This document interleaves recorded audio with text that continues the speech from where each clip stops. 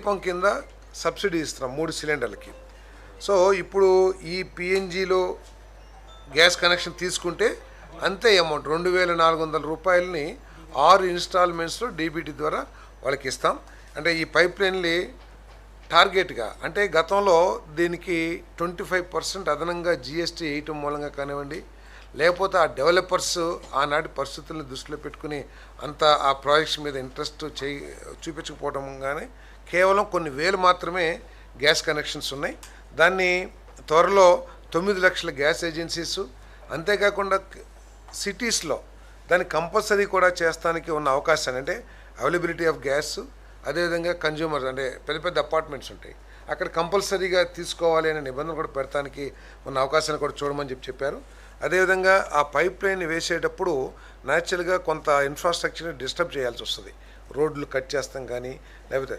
So ఈ యూటిలిటీస్కి ఎటువంటి ఇబ్బంది లేకోకుండా, అంటే అండర్ గ్రౌండ్ కేబుల్స్ కానీ అండర్ గ్రౌండ్ వాటర్ పైప్స్ కానీ అటువంటి వాటికి ఇబ్బంది లేకోకుండా మీరు వాళ్ళకి పర్మిషన్స్ ఎటువంటి ఇబ్బంది లేకుండా ఇవ్వమని చెప్పేసి, వాటిని డిస్టర్బ్ చేయకోకుండా. సిమెంట్ రోడ్ని కట్ చేయాలనుకోండి, మీరు దానికోసం అడ్డుపెట్టద్దు, మీరు త్వరగా ఈ నెట్వర్క్ని పూర్తి చేయడానికి సహకరించండి అని చెప్పేసి కూడా ముఖ్యమంత్రి గారు సూచన చేశారని చెప్పేసి మనం చేస్తాను.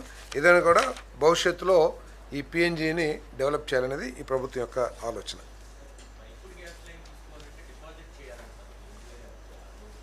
అది ఉంది, అది వాళ్ళ టర్మ్స్ అండ్ కండిషన్, గవర్నమెంట్కి సంబంధం లేదు. ఈ ప్రతిపాదన వరకు ఏంటంటే, ఏదైతే దీపంలో మనం కన్సెషన్ ఈ సబ్సిడీ ఇస్తున్నామో 2400, ఆ 2400 రూపాయలు ఈ పిఎన్జి ద్వారా గ్యాస్ తీసుకున్నా కూడా 200 రూపాయల కాడికి నెలకి 2 నెలలు, అంటే 6 ఇన్స్టాల్మెంట్స్లో ఇవ్వటం జరుగుతుందని చెప్పేసి మనం చేస్తాం. అంటే మెగా గ్యాస్ ఉంది, ఒక్కొక్క ప్రాంతంలో ఒక్కొక్కటి ఉంది. ఇక్కడ మెగా, ఇంకోటి భాగ్యనగర్ గ్యాస్, ఇంకో చోట డిఫరెంట్ ఏజెన్సీస్ ఉన్నాయి, వాళ్ళకి కొంచెం ప్రోత్సాహం ఇస్తాం. అది వాళ్ళకి కస్టమర్కి సంబంధించిన విషయం. మీకు సిలిండర్ కావాలంటే సిలిండర్ తీసుకోవచ్చు, సిలిండర్ గ్యాస్ తీసుకోవచ్చు, కానీ సిలిండర్కి మళ్ళీ ఈ పిఎన్జికి రెండిటికి సబ్సిడీ ఇవ్వదు. ఏదైతే దీపం పథకం ఎందుకు చాలా చోట్ల సిటీస్లో కూడా ఇస్తాం కదా, స్లమ్సే కాదు కదా, దాదాపు 1,000,000 మందికి 1,000,000 సిలిండర్లకు ఇస్తున్నాం. సో కాబట్టి కొంతమంది ఈ పైపులు, ఇప్పుడు ఆగిరిపల్లి ఉంది, ఆగిరిపల్లిలో మెగా గ్యాస్ ఇన్ఫ్రాస్ట్రక్చర్ ఉంది, అక్కడ ఇళ్ళ కూడా ఇచ్చేస్తున్నారు అందరికీ. సో అక్కడ వాళ్ళందరూ కూడా ఈ దీపం పథకం పొందుతున్న వాళ్ళే కదా. సో వాళ్ళకి రెండిటికి ఇవ్వం, కేవలం ఒకదానికి ఇస్తాం, either cylinders or PNG. So పిఎన్జికి ఇచ్చినా కూడా మేము సబ్సిడీ ఇస్తాం, మీరు పిఎన్జి కనెక్షన్స్ పెట్టుకుని అభ్యంతరం లేదని ఇచ్చేది. దీపం పథకం కాదండి, దీపం 2 స్కీమ్ ఇది. ఏదైతే సబ్సిడీ ఇస్తున్నామో దాని పేరు దీపం 2. దీపం 1లో కనెక్షన్స్ ఇచ్చాం, 10 లక్షల కనెక్షన్స్ ఏదో ఇచ్చారు. మహిళలు ఆ కర్రల పొయ్యిలతో ఇబ్బంది పడుతున్నారు, వాళ్ళ ఆరోగ్యాన్ని దృష్టిలో పెట్టుకుని ఆ రోజు 10 లక్షల కనెక్షన్స్ ఎన్నో సబ్జెక్టు కనెక్షన్ ఇచ్చారు. సో వాళ్ళకి సబ్సిడీ ఇవ్వాలి సిలిండర్లకి అని చెప్పేసి మొన్న ఎలక్షన్ మేనిఫెస్టోలో 3 సిలిండర్లు ఉచితంగా ఇస్తామనేది చెప్పాము. దానికోసం ఎట్లా సార్, అంటే యుద్ధం మూలంగా, మరి అది యుద్ధం మూలంగా, రాష్ట్రమో లేకపోతే భారతదేశం మూలంగా కాదు, అయినా కూడా గ్యాస్కి ఇబ్బంది లేకోకుండా చర్యలు తీసుకున్నాం. ఆయిల్ కేంద్ర ప్రభుత్వం తీసుకుంటుంది, అదేవిధంగా రాష్ట్ర ప్రభుత్వం కూడా దాన్ని పర్స్యూ చేస్తూ మానిటర్ చేస్తూ ఎక్కడ గ్యాస్కి ఇబ్బంది లేకోకుండా, ఆఖరికి ఇతర రాష్ట్రాల్లో లేని విధంగా మనకి కమర్షియల్ గ్యాస్ కూడా ఇస్తూ ఉన్నారు. ఇంతకుముందు 20% ఇచ్చారు, దాన్ని ఇప్పుడు 50%కి పెంచడం జరుగుతుంది. అదేవిధంగా ఆయిల్ కంపెనీస్ కూడా వాళ్ళ స్ట్రాటజీస్ వాళ్ళు, ఎందుకంటే వాళ్ళ కస్టమర్స్ కాబట్టి ఇబ్బంది లేకుండా చూస్తానికి వాళ్ళు కూడా చూస్తూ ఉన్నారు. రాష్ట్రంలో ప్రైవేట్ కోచింగ్ సంస్థల నియంత్రణ, రిజిస్ట్రేషన్ మరియు పర్యవేక్షణ కోసం the Andhra Pradesh coaching institutions regulation and control rules 2026 ముసాయిదా నోటిఫికేషన్ జారీకి ఆమోదం లభించింది. ఈ నిబంధనల ద్వారా అన్ని కోచింగ్ సెంటర్లకు రిజిస్ట్రేషన్ తప్పనిసరి అవుతుంది. దీనివల్ల విద్యా వ్యవస్థలో పారదర్శకత మరియు జవాబుదారీతనం పెరుగుతుంది. ముఖ్యంగా విద్యార్థులపై విద్యాపరమైన ఒత్తిడిని తగ్గించి ఆందోళన మరియు ఆత్మహత్యలను నివారించడానికి కౌన్సిలింగ్ సేవలు మరియు మానసిక ఆరోగ్య మద్దతును ఈ నిబంధనలు తప్పనిసరి చేస్తాయి. అంతేకాకుండా సంస్థలు నాణ్యమైన బోధనలతో పాటు కనీస మౌలిక సదుపాయాలు మరియు భద్రతా ప్రమాణాలను ఖచ్చితంగా పాటించాల్సి ఉంటుంది. సో ఈ యాక్ట్ను కూడా, ఈ రూల్స్ని కూడా ఆమోదించడం జరిగింది. ఓకే,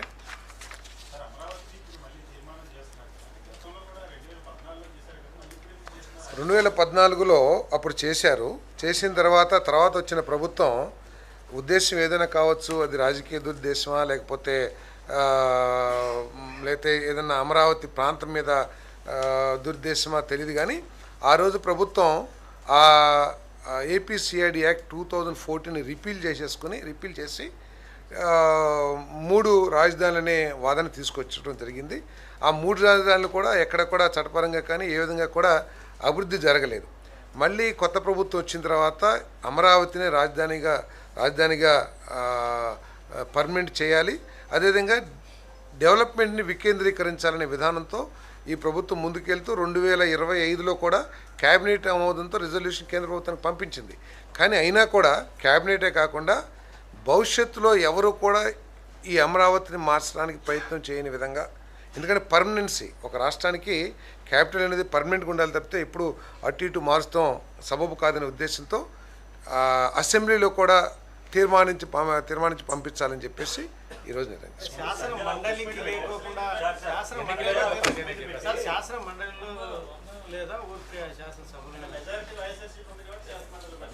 ఎక్కడైనా రూల్ ప్రకారం ఎక్కడ పెట్టాలో అక్కడ పెట్టేస్తారు. ఒకవేళ అసెంబ్లీలో పెడతారేమో తర్వాత చేసుకోవచ్చు. తీర్మానం అవసరం లేదు మా జాగ్రత్తగా, ఎందుకంటే ఎవరన్నా వచ్చి ఏమి తొలుస్తుందో తెలియదు కదా తర్వాత. అందుకని ఈ ప్రభుత్వ విధానం ప్రకారం అమరావతి పర్మనెంట్గా ఉండాలనే ఆలోచనతో ఈ అసెంబ్లీ తీర్మానం కూడా పంపిద్దామని చెప్పేసి పంపిస్తాం.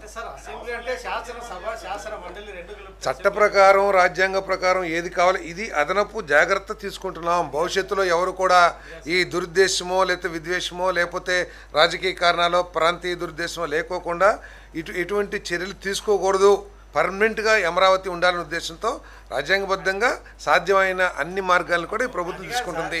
కోర్టు కూడా ఏది అంటే ఇంతకుముందు చేశారు కదా 2000 ఇది 20 ఏళ్ళ తర్వాత చేయొచ్చేమో, ఎప్పుడు కూడా చేయకూడదు. 15 ఏళ్ళ లోపునే కాదు 20 ఏళ్ళ తర్వాత కూడా మరి అటువంటి నాయకులు మళ్ళీ ఏదైనా ఉద్భవించవచ్చేమో. తీర్మానం ఎందుకంటే చట్టము ఉన్న చట్టాన్ని రైతులు నమ్మించడానికి కదా, రైతులు నమ్మేశారు. కోర్టు కూడా రైతులకు అనుకూలంగా ఇచ్చింది. లాస్ట్లోనే హైకోర్టులో రాజధాని మార్చడానికి వీలు లేదు, ఏదైతే గత ప్రభుత్వం 2000 లేదు ఇది 2025లోనే మేము తీర్మానం చేసి పంపించాం. 2025లోనే తీర్మానం అయిపోయింది. తర్వాత ఇంకో సెకండ్ కౌన్సిలింగ్ అనే ఆలోచన వచ్చిందేమో, కానీ ఈ తీర్మానం చేసేటప్పటికే అప్పటికి సెకండ్ పూలింగ్ ఏం లేదు. సో పూలింగ్ అవసరమైతే ఎప్పుడైనా క్యాబినెట్ని క్యాపిటల్ని ఎక్స్పాండ్ చేయాలంటే అవకాశం ఉంది ప్రభుత్వానికి. APCID act provides that facility. So కాబట్టి అది ఎప్పుడైనా అవసరమైతే చేసుకుంటాం. అదే